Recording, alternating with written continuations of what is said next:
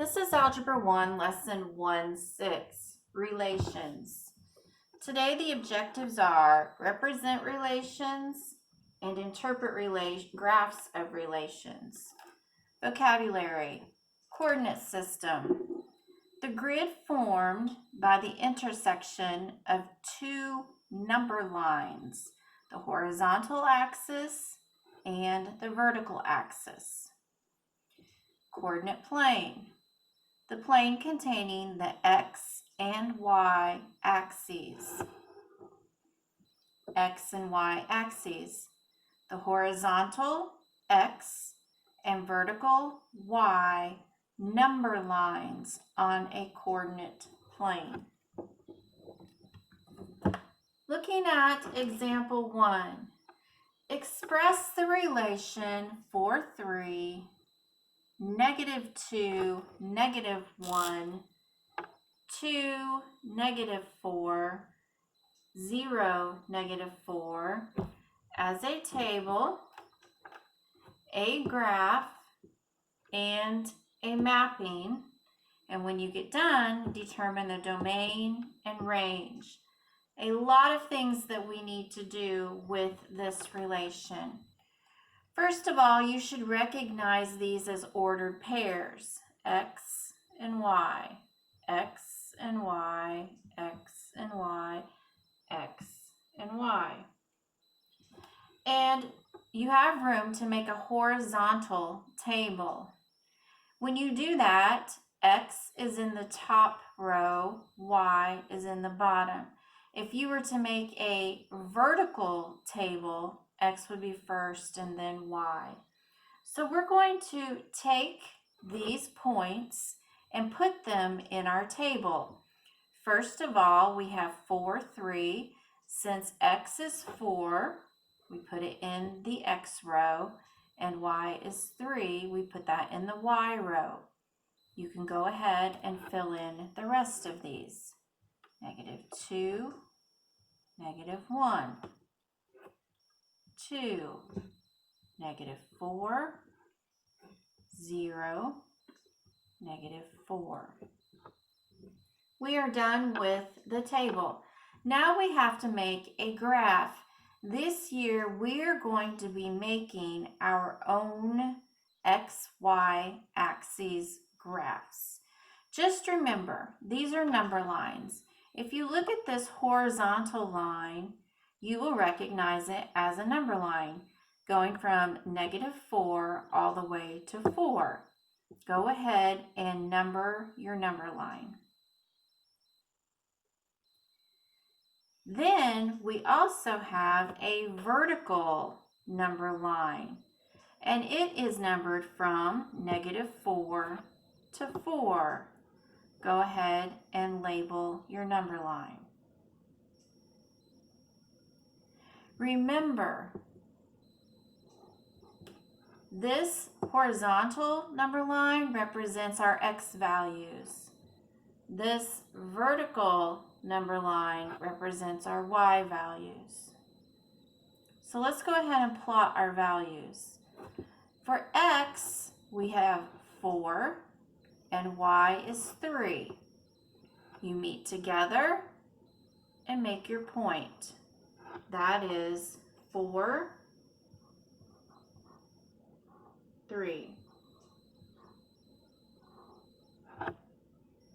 Next, we have -2, which is an x value, and -1, which is a y value, and they meet right here. So this is -2, -1. Next, we have 2 on our x value and -4 on our y value, and those will meet right here. Go ahead and label them 2, -4. And then we have the point 0 for our x value, which is right at the origin. And then on our y value, we have -4. So we come down here to 0, -4, and plot this point. Does not say anything about connecting the points. All you had to do was plot those 4 points. Next we have a mapping. A mapping can be made with long ovals, or you could make a tall box for both of these. But you just need to remember that all your x values go in the first part of your mapping, and your y values go in the second part. So I'm going to list my x values. You can list them in whatever order you want to. Now I'm going to list my y values. And anytime a value is listed more than once, you do not list it more than once in your mapping. It's very important to remember. If this were 2 and 2, we would have only put a 2 over here, but these are different, so we had to label them both in our mapping. Now that we have our x values and our y values represented, we need to map them. And to map them, you connect them according to the ordered pair. So 4 gets mapped with 3. -2 is mapped with -1. +2 is mapped with -4, and 0 is mapped with -4. So we actually have 4 values for x, 3 for y, and it is okay that we have 2 x values pairing up with the same y value. Next, we're going to look at domain. Domain means all x values. So we're going to list these. The important thing to remember is when we list our domain, it is a set of numbers in order from least to greatest. That's important to remember. It has to be in numerical order from least to greatest. So let's look at our x values. The least value would be -2. And then the next least value would be 0. And then 2. And then 4. And remember to close your set of numbers. Range can also be taken from your mapping because you do not want to list the same number twice. So take it from your mapping, and this is also a set of numbers in order from least to greatest. So we have 3, -1, -4. The least out of those is -4. And then next would be -1, and then 3. And close this with a brace. So, set of domain numbers comes from our x values in numerical order, and range values come from our y in numerical order. Let's go on to example 2. We're going to work with independent and dependent variables. You've probably talked about this in science class. It says, in warm climates, the average use of electricity used rises as the daily average temperature increases and falls as the daily average temperature decreases. Identify the independent and dependent variables for this function. So we are not looking at any kind of numbers. We're just looking at rising and falling. When you think of an independent variable, this changes on its own. You usually don't have any control of the independent variable.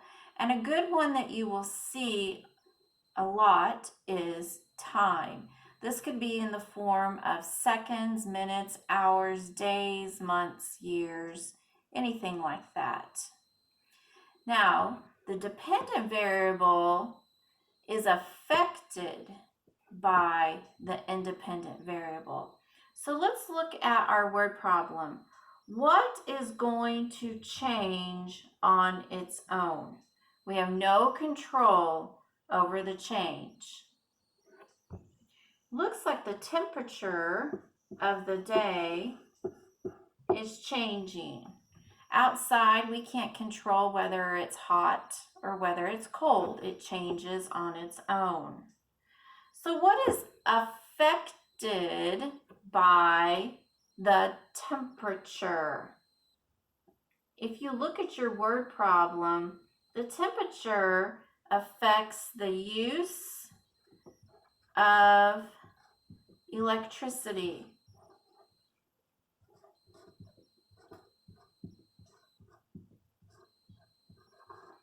So independent changes on its own, and it affects the dependent,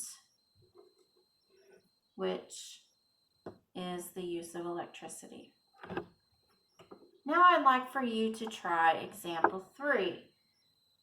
The number of calories you burn increases as the number of minutes that you walk increases. Identify the independent and dependent variables for this function.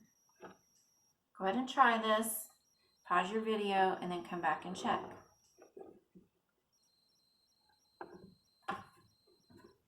So, what is changing on its own? You can see that the minutes walked is changing on its own. You do not control the time. And what does that affect? The number of minutes walked affects calories burned.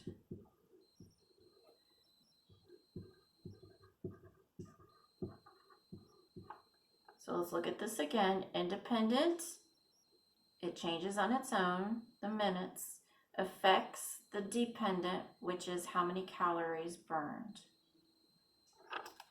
Now let's move on to example 4. It says, the graph represents the temperature in Ms. Ling's classroom on a winter school day. Describe what could be happening. So if we look over here on our graph, the time as it goes by, what's happening with this temperature? It looks like it's going up and down and up and down and up and down. So you need to come up with a story of what could be happening. Think about this for a few minutes and then I will give you some examples and show you what I've come up with. Okay, if it's a winter day, it's automatically kind of chilly in the room. Let's say she gets to the room and it's cold and she turns up the heat and it gets warm. Gets too warm, so she turns down the heat and it cools off again. Gets too cold, so she turns up the heat. And you see how it's going back and forth by her controlling the thermostat, turning it up, turning it down. Here is another example. Let's say she gets to school and it's cold because her door is open. So she closes the door. She closes the door and it starts to warm up. So she opens the door to let some of the heat out and it starts to cool down. Then she closes the door again because it gets too cool and it starts to warm up. And again, it gets too warm, too cold, too warm, too cold. So that's the one that I wrote down.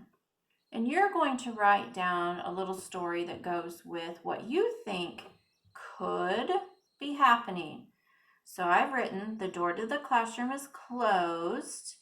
It begins to get warm. It is too warm, so the door is opened and it cools down. Again, it gets too cool, so the door is, that should be shut, not opened. The door is shut, and it continues to happen over and over again. You could have picked something different. Maybe it had to do with the number of people coming in and out of the classroom, or a window being opened and closed.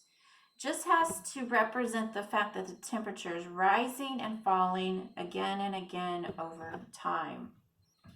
This is the end of the notes. You will have a lesson that goes with this.